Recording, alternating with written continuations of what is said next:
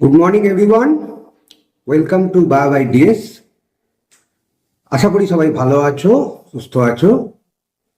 আজকে তোমাদের সামনে আমি যে টপিকটা নিয়ে উপস্থিত হয়েছি সেটা হচ্ছে তোমাদের সিলেবাসে আছে, প্র্যাকটিক্যাল সিলেবাসে, কোয়াড্রেট পদ্ধতিতে উদ্ভিদ প্রজাতির ঘনত্ব ও সংগঠন শ্রেণী মানে ডেনসিটি আর ফ্রিকোয়েন্সি নির্ণয়। এবং প্রশ্ন হলো যে কোয়াড্রেট ব্যাপারটা কি, আর এটা এলোই বা কোথার থেকে। অ্যাকচুয়ালি কোয়াড্রেট যেটা একটা টুল বা ইকুইপমেন্ট বলতে পারো, যেটার সাহায্যে কোনো একটা নির্দিষ্ট আবাসস্থল বা হ্যাবিটেটে তার যে নমুনা বৈচিত্র্যগুলো আছে, বিশেষ করে জৈব বৈচিত্র্য বায়োডাইভার্সিটি যে স্টাডি করবার জন্য এইটাকে ইউজ করা হয়। এখন দেখো, তোমাদের কোনো একটা জায়গায় তুমি ধরো গেলে, বা তোমাদের কোনো জায়গায় এডুকেশনাল ট্যুরের জন্য তোমরা গেলে এবং সেখানে একটা ফিল্ড স্টাডি করতে গেলে।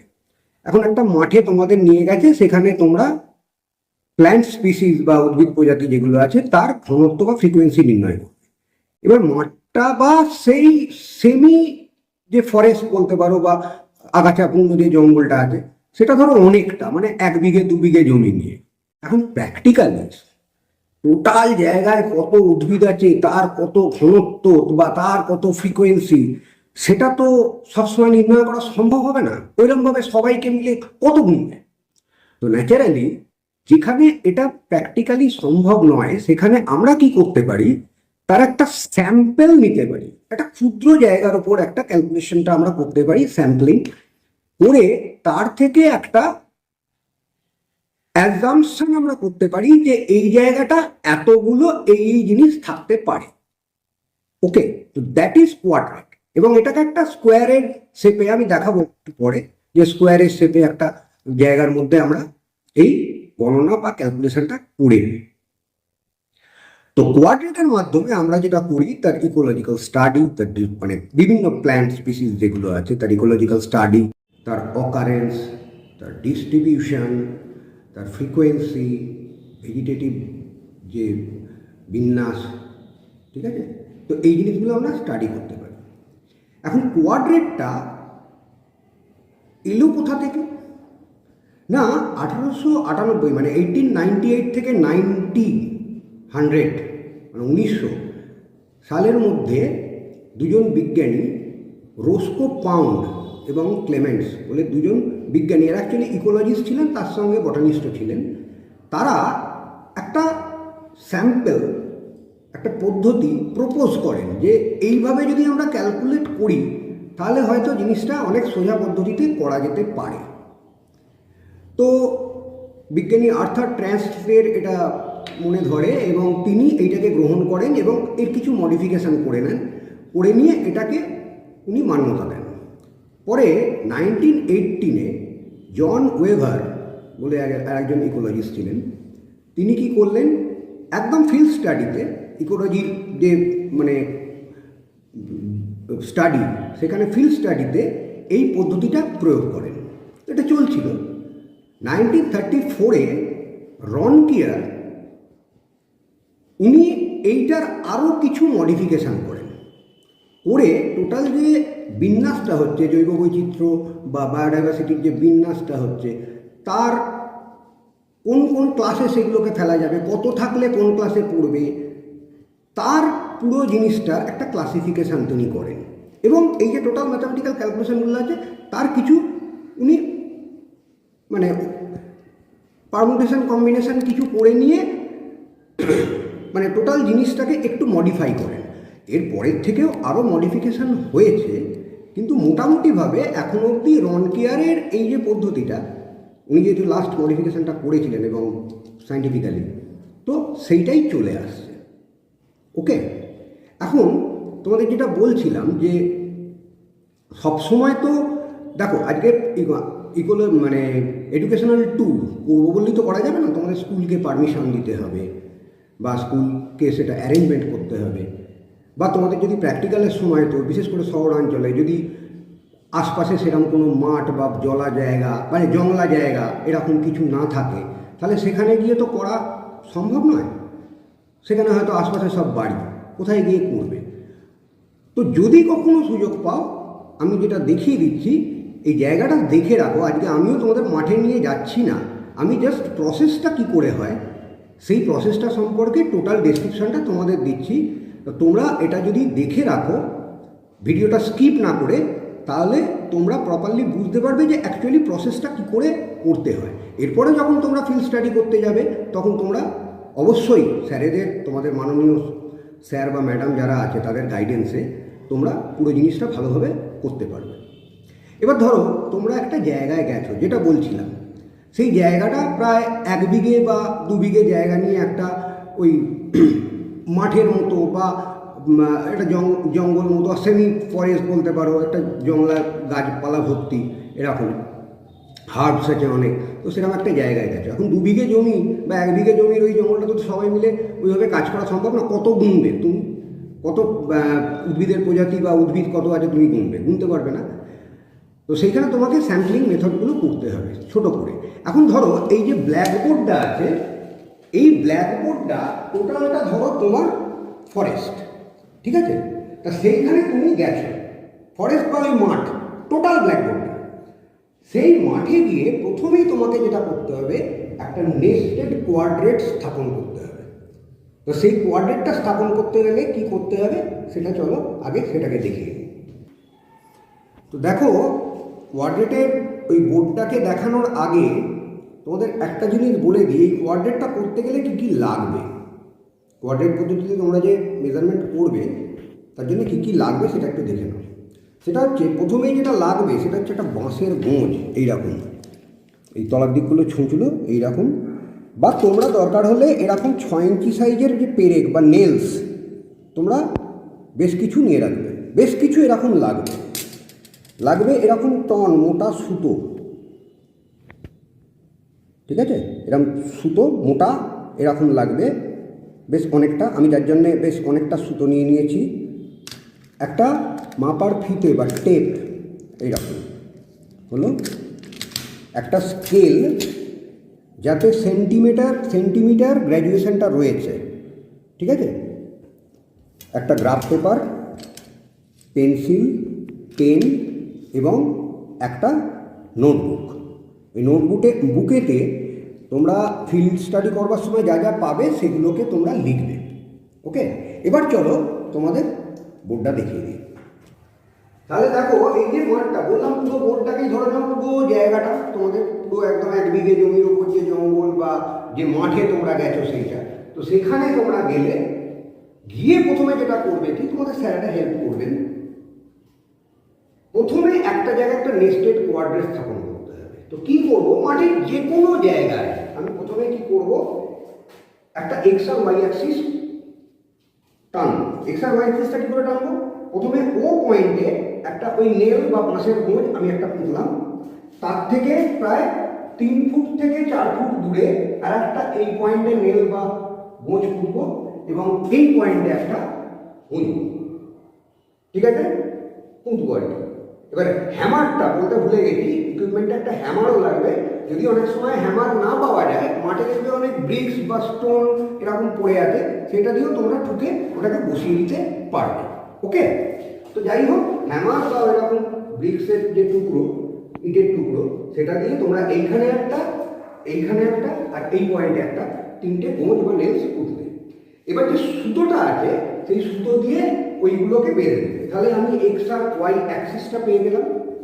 এবারে একদম বললাম যে সেন্টিমিটার স্কেল যেটা আছে, এই সেন্টিমিটার স্কেল দিয়ে ওই সুতোটা 10 সেন্টিমিটার এদিকে আর 10 সেন্টিমিটার এদিকে আমি দুটো নেল বা গোঁজ পুঁতলাম।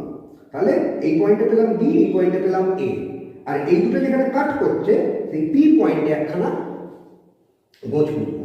তাহলে এবার যদি আমি এটাকে সুতো দিয়ে বেঁধে দিই, তাহলে এ পি ও বি একটা স্কোয়ার আমি পাবো। এটা হচ্ছে 10 × 10 মানে 10 × 10 সেন্টিমিটার স্কোয়ার। একইভাবে স্কেল দিয়ে মেপে 20 সেন্টিমিটার দূরে আর একটা পয়েন্ট আমি পাবো, আর এদিকে ওয়াই অ্যাক্সিস একটা পাবো।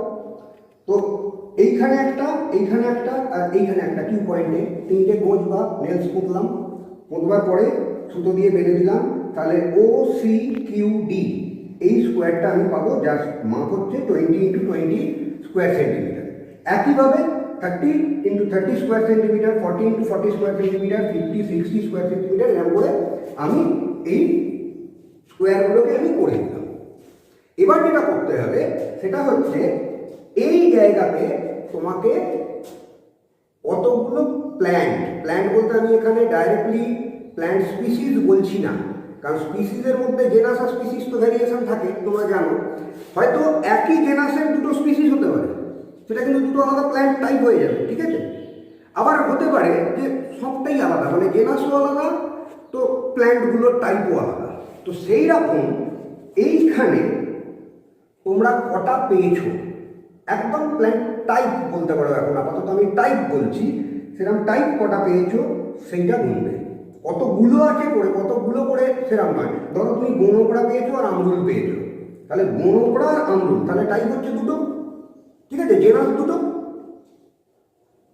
তো সেইটা তোমাকে নোটবুকে নোট করতে হবে যে আমি 10 ইন্টু 10 সেন্টিমিটার স্কোয়ারে দুটো প্ল্যান্টের টাইপ বা জেনাস বলো, বা যদি একই জেনাসের দুটো স্পিসিস হয় তো দুটো পেয়েছি। তারপরে এসো 20 সেন্টিমিটার 20 ইন্টু 20 সেন্টিমিটার স্কোয়ার। এখানটা তোমরা আবার এই জায়গাটা, মানে টোটাল এই জায়গাটা, ঠিক আছে, মানে OCQD এই জায়গাটাকে কাউন্ট করে তোমরা ধরো ওই দুটোর সঙ্গে আরও একটা এক্সট্রা প্ল্যান্ট স্পিসিস, তোমরা স্পিসিস বলো বা টাইপ বলো, তোমরা পেলে। ওকে, তাহলে এখানে কটা লিখবে তখন তোমাদের নোটবুকে, এরপরে একটা টেবিল আছে সেটা দেখাচ্ছি। তাহলে এখানে পেয়েছিলে দুটো আর এখানে আরও একটা, তাহলে 2 + 1 = 3। তারপরে 30 ইন্টু 30 স্কোয়ার সেন্টিমিটারে, এখানটা তো ওই একইভাবে কাউন্ট করবে। কাউন্ট করে এখানটাতে হয়তো তোমরা পেলে 6টা, অর্থাৎ আগের 3টে প্লাস আরও নতুন 3টে টাইপ তুমি দেখতে পাচ্ছ, তাহলে 3 + 3 6টা। এরকম করে তুমি 40 50 60 এরকম স্কোয়ারগুলোকে কাউন্ট করতে যাও আর তোমার নোটবুকে লিখে রাখো। ওকে, এরপরে যেটা করতে হবে তোমাদের একটা টেবিল করতে হবে। এসব টেবিলটা দেখি। এবার দেখো টেবিলেতে আমি এই সাইডটা লিখেছি এরিয়া অফ কোয়াড্রেট, অর্থাৎ কোয়াড্রেটের মাপ, আর এই সাইডটা লিখেছি টোটাল নাম্বার অফ স্পিসিস, মোট প্রজাতি সংখ্যা। এখানে প্রজাতি সংখ্যাটা বলছি তার কারণ আছে, এরপরে যখন নেক্সট টেবিলটা আমি দেখাবো সেখানে কিন্তু তোমাদের প্ল্যান্ট স্পিসিস হিসেবেই লিখতে হবে, একদম সাইন্টিফিক নেম দিয়ে, যে কারণে উদ্ভিদের প্রজাতি সংখ্যা লিখেছে। অ্যাকচুয়ালি আমি যে বলছিলাম টাইপ, উদ্ভিদের জেনাস আলাদা যদি হয়ে যায় তাহলে তাদের টাইপও চেঞ্জ হয়ে যাচ্ছে, তাহলে এখানে সেইটা লিখতে হবে। এবার দেখো আমি 10 ইন্টু 10 সেন্টিমিটার স্কোয়ারে ধরো দুটো পেয়েছি, তাহলে 2 লিখেছি। 20 ইন্টু 20 সেন্টিমিটার স্কোয়ারে 3 লিখেছি, মানে অ্যাকচুয়ালি 2 + 1 = 3। একইভাবে 30 ইন্টু 30তে আমি পেয়েছি 6টা, মানে 6। এখানে তার মানে হচ্ছে 3 + 3, নতুন আরও 3টে করে 6টা হয়েছে। তারপরে এগুলো খেয়াল করে দেখো, 30-এর পরে মানে 30 ইন্টু 30 স্কোয়ার সেন্টিমিটারের পরে কিন্তু আর বাড়ছে না। 40-এও আমি 6টা পাচ্ছি, 50-এও আমি 6টা পাচ্ছি, মানে 40 50 সবেতেই আমি 6টা পাচ্ছি। ওকে, তাহলে যেহেতু এই 30-র পরে আর সংখ্যাটা বাড়ছে না, তাহলে আমার মিনিমাম কোয়াড্রেটের মাপ হবে 30 ইন্টু 30 সেন্টিমিটার স্কোয়ার মিটার। এইটা মাথায় রাখবে, মিনিমাম কোয়াড্রেটের মাপ। এবার এর এগেন্সট একটা আমাকে গ্রাফ প্লট করতে হবে। গ্রাফটা কীরকম, ওই গ্রাফ পেপার যেটা দেখিয়েছি, গ্রাফ পেপারে তখন গ্রাফটা প্লট করতে হবে। এক্স অ্যাক্সিসে আছে কোয়াড্রেটের মাপ, আর এই সাইডে ওয়াই অ্যাক্সিসে আছে টোটাল নাম্বার অফ স্পিসিস বা প্রজাতি সংখ্যা যেটা আছে সেইটা। তাহলে এখানে আমি পেয়েছি দুটো, এখানে 3টে, মানে 20 টু 20 সেন্টিমিটার স্কোয়ারে 3টে, 30-তে হচ্ছে 6টা, 40-তে 6টা, 50-তে 6টা। তাহলে গ্রাফটা দেখো প্লট হয়েছে, এখানে গিয়ে এটা প্লেটো হয়ে গেছে, অর্থাৎ আর বাড়ছে না। ঠিক আছে, তো এইটা গেল আমার গ্রাফ। ওকে, এবারে মিনিমাম কোয়াড্রেটের যে মাপ হচ্ছে 30 ইন্টু 30 সেন্টিমিটার স্কোয়ার এখানে আমি পেলাম। এই অনুযায়ী তোমাদের এবার স্যার বলবেন যে এই যে টোটাল জায়গাটা আছে র্যান্ডামলি তোমরা ছড়িয়ে যাবে, র্যান্ডামলি দিয়ে 7টা 8টা, 7টা হোক 8টা হোক 6টাও করতে পারো, আমি এখানে 5টা করে দেখাচ্ছি তোমাদের। তো এইরকম 30 ইন্টু 30 সেন্টিমিটার স্কোয়ারের তোমাদের ওই বাঁশের গোঁজ দিয়ে বা নেলস দিয়ে আর সুতো দিয়ে ওইরকম স্কোয়ার আবার তৈরি করে নিতে হবে। তো সেটা দেখাচ্ছি। এবার দেখো তোমরা একটু আগে যে টেবিল 1টা দেখালাম তাতে দেখলে যে মিনিমাম কোয়াড্রেটের মাপ 30 ইন্টু 30 স্কোয়ার সেন্টিমিটার। এখন কেননা তারপরে যে প্ল্যান্টের টাইপগুলো বা প্ল্যান্টের স্পিসিস তুমি যেটা যাই বললো তার সংখ্যাটা আর বাড়েনি, 6 করেছিল। অ্যাকচুয়ালি কেন হয় জানো তো ব্যাপারটা, একটা সার্টেন লিমিটের পরে না আর প্ল্যান্টের সংখ্যা বাড়বে না। তার কারণটা হচ্ছে যে কোনো জায়গায় প্ল্যান্টের একটা হ্যাবিটেট গড়ে উঠতে গেলে সেই জায়গাটার উপর অনেক কিছু নির্ভর করে, সেখানকার এনভায়রনমেন্ট, সেখানকার যে সয়েল বা মাটি আছে তার টেক্সচার, তার ফার্টিলিটি, এসবের উপর ডিপেন্ড করে। তো ন্যাচারালি দেখা যায় যে যে সমস্ত গাছগুলো এখানে জন্মেছে তাদেরই সিড ওখানে আশপাশে পড়ে ওদেরই সমস্ত স্পিসিসগুলো চারপাশটা ছড়িয়েছে।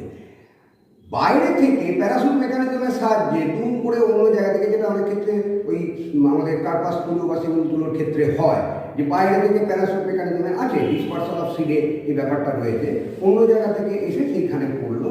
এই জিনিসটা কিন্তু খুব কম দেখা যায়, যদিও বা হয়, হবে না বলছি না, যদিও বা হয়, তাহলেও তারপরে তাদের যে সিডগুলো পড়বে তো আশপাশে সেই ধরনের প্ল্যান্টই থাকবে। তো ন্যাচারালি দেখা যাচ্ছে যে একটা জায়গায় যে ধরনের প্ল্যান্টগুলো তুমি পাবে না, মোটামুটি আশপাশে সেই ধরনের প্ল্যান্টই বেশি পাবে। ওই টুকরো টাকরা একটা মানে হঠাৎ করে একটা গজিয়ে উঠেছে, এটা খুব কম হয়। ওকে, তো যাই হোক 30 ইন্টু 30 সেন্টিমিটার স্কোয়ার যেটা মিনিমাম কোয়াড্রেটের মাপ। এবার তোমরা মাঠে তোমাদের স্যারেদের ইনস্ট্রাকশন অনুযায়ী স্যার বলে দেবেন টোটাল মাঠটাতে ধরো তোমরা ছড়িয়ে দিয়ে, আমি এখানে 6টা দেখিয়েছি 30 ইন্টু 30 সেন্টিমিটার করে। ওই একই মাছের গোল চারদিকে ঘুরতে হবে, নিয়ে সুতো দিয়ে এরকম 30 ইন্টু 30 সেন্টিমিটার স্কোয়ার করে তোমরা অনেকগুলো কোয়াড্রেট, এটাকে বলা হয় র্যান্ডম স্যাম্পলিং মেথড। অর্থাৎ তোমাদের স্যারের নির্দেশ অনুযায়ী তোমরা এবার সারা মাঠে ছড়িয়ে দিয়ে এরকম 30 ইন্টু 30 সেন্টিমিটার, আমি 6টা দেখিয়েছি, তোমরা 7টা 8টা 9টা এরকম সারা মাঠে তোমরা কোয়াড্রেট স্থাপন করবে। এবারে যেটা করতে হবে, এই যে কোয়াড্রেটগুলোতে তোমরা এবার কাউন্ট করবে। ধরো কাউন্ট করবে এখানে কিরকম, মানে একটা গাছ, সেটা গাছ বলতে টাইপের মধ্যে জেনাস বলো বা যেটা বলছিলাম যে উদ্ভিদ প্রজাতি, অর্থাৎ ধরো দুর্বা ঘাস, তাহলে দুর্বা ঘাস কটা পেলে এক্স্যাক্ট ফিগারটা, মানে 1 2 3 4 করে কাউন্ট করতে হবে দুর্বা ঘাস ধরে দেবে। ভয় পাওয়ার কিছু নেই, আমি বলে যেটা 30 সেন্টিমিটার স্কোয়ার কিন্তু তোমাদের বোঝানোর জন্য, কিন্তু 30 সেন্টিমিটার স্কোয়ার এত বড় হয় না, ঠিক আছে? খুব ছোট্ট একটা জায়গা, মানে আমার এই হাতটা যেমন দেখাচ্ছি 8 মধ্যে হবে। তো খুব ছোট্ট জায়গার মধ্যে তোমাদের কাউন্ট করতে হবে। ধরো দুর্বা ঘাস ঠিক কটা পেলে 1 2 3 4 করে, ধরো তার সঙ্গে তুমি পেয়েছো আমুল শাক, সেইটা কটা পেলে 1 2 3 4 করে কাউন্ট করতে হবে আর নোটবুকে নোট করতে হবে। ওকে, তাহলে এইটা তোমরা ধরো এখানে 6-7টা গ্রুপ আছে, তোমাদের যে টোটাল দলটা আছে সেটাকে গ্রুপে ভাগ করে দিয়েছে। তো তোমাদের ধরো যে গ্রুপটা আছে তারা ধরো 5 নম্বর গ্রুপে যারা আছে তারা এখানটাতে যা যা প্ল্যান্ট পেলো, কটা করে পেলো সেই প্ল্যান্ট ইন্ডিভিজুয়ালি সেইটা কাউন্ট করবে আর নোটবুকেতে নোট ডাউন করবে, নিয়ে আবার স্যারের কাছে আসবে বা তোমরা এক জায়গায় যখন আবার অ্যাসেম্বল হবে, এক জায়গায় জড়ো হবে, তখন তার ক্যালকুলেশনটা টোটালটা আবার শুরু হবে। ওকে, এবার ক্যালকুলেশনটা দেখে নাও। এবার তোমরা যে কাউন্টিংটা করলে তার এগেন্সটা তৈরি করতে হবে টেবিল 2। টেবিল 2তে কী আছে, এইদিকে আমি নিয়েছি প্ল্যান্ট স্পিসিস। ওকে, প্ল্যান্ট স্পিসিসের আন্ডারে আমি ধরো এই টোটাল জায়গাটাতে 6টা গাছ পেয়েছিলাম, তাই তো? টেবিল 1এই দেখেছিলে 6টা স্পিসিস, ওখানে পাচ্ছি আমি। স্পিসিস কেন বলছিলাম দেখো, এইবারে দেখো প্রত্যেকটা গাছের, আমি বনকোড়া লিখেছি বটে, তার পাশে কিন্তু তার সায়েন্টিফিক নেমটা দিয়েছি। এবারে এই জন্যেই আমি বলছিলাম প্ল্যান্ট স্পিসিস, তার আগে পর্যন্ত আমি বলছিলাম প্ল্যান্টের টাইপ, কারণ জেনাসও আলাদা ছিল। তো এখানে প্ল্যান্ট স্পিসিসগুলো আমি 6টা যেহেতু ওখানে পেয়েছিলাম 6টা লিখে ফেললাম করে। এবারে এগুলো কোয়াড্রেটে ভাগ আছে, 1 2 3 4 5 6 এরকম করে। এবার আমি 6 অবধি নিয়েছি, তোমাদের যদি 7টা 8টা 9টা যতগুলো কোয়াড্রেট ওখানে 30 ইন্টু 30 স্কোয়ার সেন্টিমিটারে ফেলবে ততগুলো কোয়াড্রেট লিখতে হবে। এবার ধরো 1 নম্বর কোয়াড্রেটে যারা ছিল, যে গ্রুপটা ছিল, তারা কি করেছে না, যে প্ল্যান্টগুলো পেয়েছে সেইগুলোতে প্লাস, আর যে প্ল্যান্টগুলো এর মধ্যে পায়নি ওই কোয়াড্রেটে সেইগুলোতে মাইনাস দিয়েছে। হতেই পারে যে কোনো একটা জায়গায় সব প্ল্যান্টের স্পিসিসই যে থাকবে তার কোনো মানে নেই, এটা হতেই পারে। তো যেগুলো পাবে, যেমন চোরকাঁটা, কাকমাছি আর দুর্বা গাছ পেয়েছে, সেগুলোতে প্লাস দিয়েছে। বনকড়া, আমরুল আর কেশুত পায়নি, সেগুলোতে মাইনাস দিয়েছে। একইভাবে 2 নম্বর গ্রুপ যে ছিল কোয়াড্রেটে, 2 নম্বর কোয়াড্রেটে যে গ্রুপটা ছিল, তারা যা যা পেয়েছে সেখানে পজিটিভ আর নেগেটিভ মার্কস দিয়েছে। এরকম করে সবকটা কোয়াড্রেটে পজিটিভ আর নেগেটিভ মানে প্লাস আর মাইনাস মার্কস দেওয়া আছে, ঠিক আছে। তার এগেস্টে তাহলে 1 নম্বর কোয়াড্রেটে টোটাল স্পিসিস কটা পেয়েছে? 3। 2 নম্বর কোয়াড্রেটে টোটাল স্পিসিস কটা পেয়েছে? 5। 3 নম্বরে 4, 4 নম্বরে 6, 5-এ 6 আর 6-এ 6, মানে 6 কোয়াড্রেটেও 6টা পেয়েছে, 5th কোয়াড্রেটেও 6টা, 4th কোয়াড্রেটেও 6টা। এখানে এবার খেয়াল করে দেখো, 4 নম্বর কোয়াড্রেটের পরে 4 নম্বর কোয়াড্রেট, তারপরে এখানে ছিল 6টা, তারপরে আর এই সংখ্যাটা বাড়ছে না। ওকে, তাহলে আমার মিনিমাম কোয়াড্রেট নাম্বার হবে 4। মিনিমাম কোয়াড্রেট নাম্বার, আগেরটায় বলেছিলাম মিনিমাম কোয়াড্রেটের মাপ বা সাইজ, সেটা ছিল 13 to 30 স্কোয়ার সেন্টিমিটার। এখানে হচ্ছে মিনিমাম কোয়াড্রেট নাম্বার, সেটা হচ্ছে 4। ওকে, এরপরে যেটা করতে হবে, এইটা তোমাদের কাছে এটা নিয়ে আসবার পরে তোমাদের স্যার এবার এটা দেখে তোমাদেরকে এবার বলবে, ঠিক আছে 4 যেহেতু মিনিমাম কোয়াড্রেট নাম্বার হলো, তাহলে তোমরা কি করবে, 4টে সেপারেট গ্রুপ, এবার আগে 8টা 9টা ছিল, এবার বলবে 4টে সেপারেট গ্রুপে তোমরা তোমাদের ফিগারগুলো আরেকবার কাউন্ট করো, নিয়ে ফিগারগুলো দাও, বা তোমরা প্রথমেই যে কাউন্ট করে এনেছিলে সেই কাউন্টিংটা উনি দেখবেন, দেখে সেই ফিগারগুলো নিয়ে উনি এবার কাজ করবেন, কি কি কোন গাছ কটা করে পেয়েছিলে, ঠিক আছে। তো সেই অনুযায়ী এর পরের টেবিলটা হবে, সেটা হচ্ছে টেবিল নাম্বার 3। তো টেবিল নাম্বার 3তে দেখো করা হয়েছে, এদিকটা হচ্ছে সিরিয়াল নাম্বার 1 নম্বর কলমটাতে, 2 নম্বর কলমে আছে number of name of species বা উদ্ভিদের প্রজাতি সংখ্যা। ওকে, 3 নম্বর যে টেবিলটা বা 3 নম্বর যে কলামটা আছে তাতে আছে অবজার্ভড কোয়াড্রেট নাম্বার, অর্থাৎ পর্যবেক্ষিত কোয়াড্রেট সংখ্যা। এইটা হচ্ছে 4, বললাম 4টে তোমাদের গ্রুপ। এবার উনি আইদার বলবেন যে এই 4টে জায়গায় তোমরা আবার গোনো, নিজেরা গিয়ে কাউন্ট করো, অথবা যে কাউন্টিংগুলো তোমরা করে এনেছিলে তার এগেনস্টে উনি 4টে কোয়াড্রেটের ডেটা নেবেন। মিনিমাম কোয়াড্রেট নাম্বার যেহেতু 4 ছিল। টোটাল নাম্বার অফ স্পিসিস, এটা হচ্ছে 4 নম্বর কলম।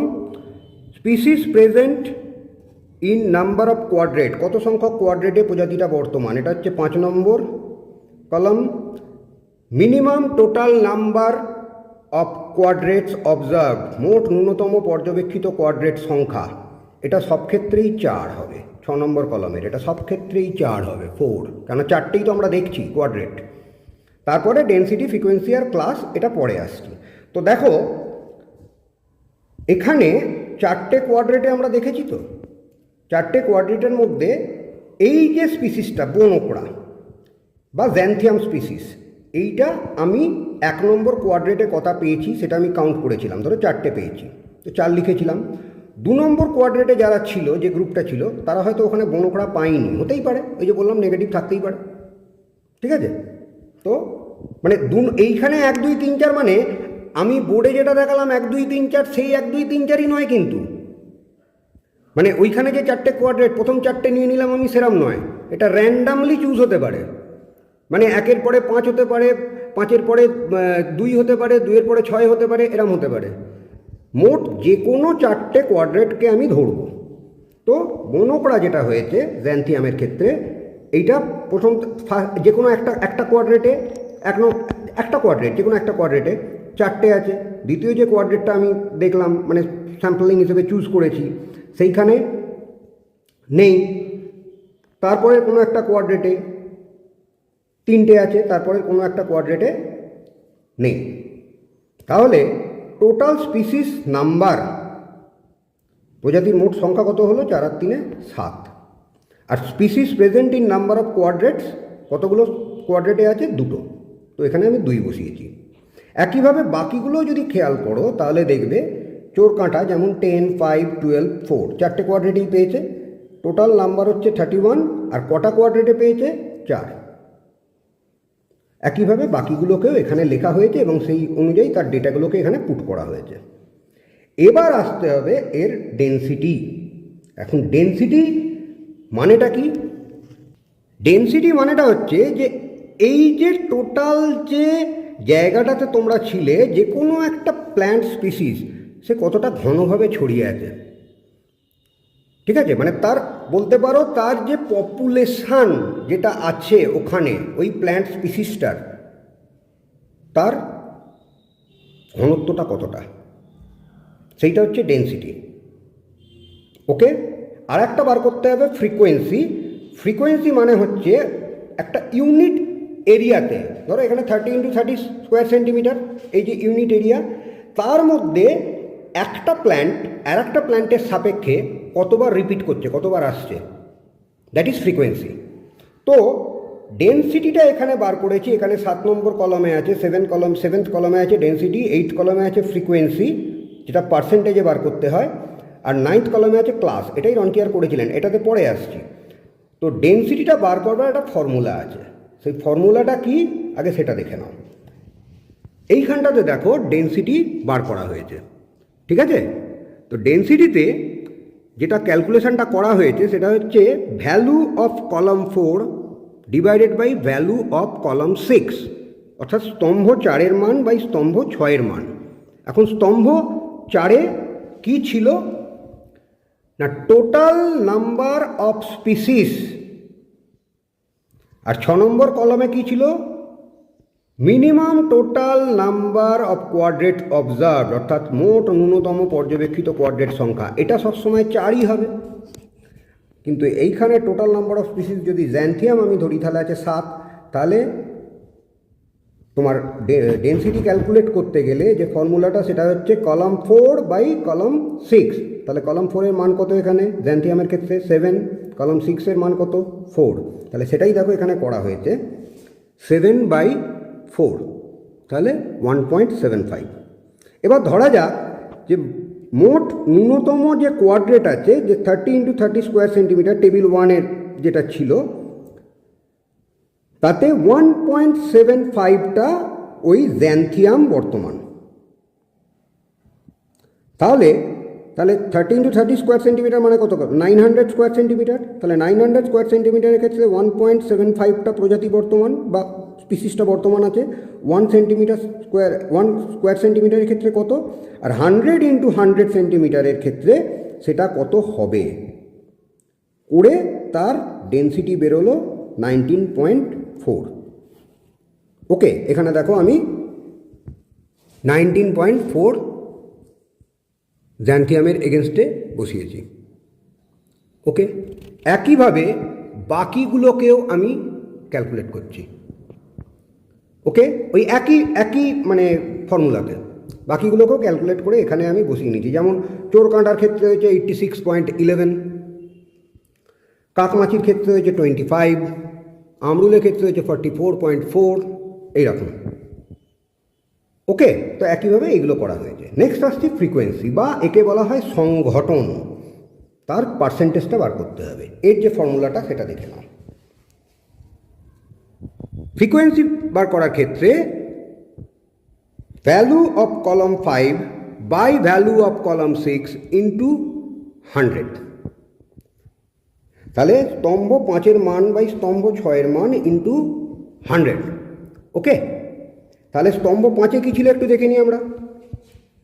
6 তো যেটা ছিল সেটা হচ্ছে মোট ন্যূনতম পর্যবেক্ষিত কোয়াড্রেট সংখ্যা, minimum total number of quadrats observe 4 সব ক্ষেত্রেই। 5-এ কী ছিল, species present in number of quadrat, কত সংখ্যক কোয়াড্রেটে প্রজাতিটা বর্তমান। তাহলে জ্যান্থিয়ামের ক্ষেত্রে কী ছিল দেখো, 2টো কোয়াড্রেটে ছিল, তাহলে এখানে বসিয়েছিলাম 2। তাহলে এর ক্ষেত্রে ফ্রিকোয়েন্সির ক্ষেত্রে কি করতে হবে আমাকে, formula value of column 5 by value of column 6, তাহলে 2/4 ইন্টু 100। দেখো তাই করা হয়, 2/4 ইন্টু 100, তাহলে কত দাঁড়াচ্ছে 50%। এর এগেনস্টেই রনকিয়ার 1934-এ একটা ক্লাস মানে কত পার্সেন্ট হলে ফ্রিকোয়েন্সি তাকে আমি কোন ক্লাসে ফেলবো সেইটাকে উনি নির্ণয়ের একটা টেবিল তৈরি করেন। যদি 0 to 20% হয় তাহলে তাকে ক্লাস মানে ফ্রিকোয়েন্সিটা যদি 0 to 20% হয় তাহলে ক্লাস এতে পড়বে, 21 to 40% হলে বিতে, 41 to 60% হলে সিতে, 61 to 80% হলে ডিতে, 81 থেকে 100% হলে ইতে। তাহলে দেখো এখানটা খেয়াল করো, জ্যান্থিয়ামের ক্ষেত্রে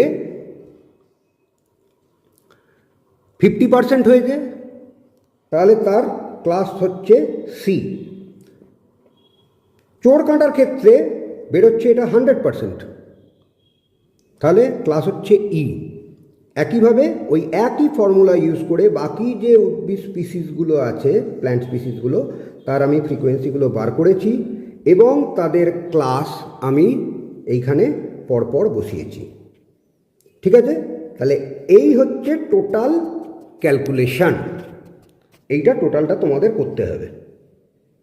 ওকে, তাহলে তোমরা দেখতে পেলে যে টোটাল কোয়াড্রেট পদ্ধতিতে এই কাজটা কি করে করতে হয়। মানে টোটাল একটা জায়গায় তুমি গেলে প্ল্যান্ট স্পিসিসের যে তার যে বিন্যাস, তার যে ডিস্ট্রিবিউশন কী করে তোমরা কাউন্ট করবে, সেখানে কতগুলো কি প্ল্যান্ট আছে, তার ডিস্ট্রিবিউশন সম্পর্কে একটা অ্যাজাম্পশন আমরা করতে পারি, আপাতত একটা ধারণা নিতে পারি এবং এই আপাতত ধারণাগুলো থেকে সেই জায়গাটা টোটাল যে কত কি প্ল্যান্ট থাকতে পারে বা না থাকতে পারে, কোনটা কোনটা আছে বা কোনটা কোনটা পাওয়ার সম্ভাবনা বেশি, তার ফ্রিকোয়েন্সি কত, তার ডেন্সিটি কত, এইগুলো সম্পর্কে একটা ওভারঅল অ্যাজাম্পশান আমরা করতে পারি।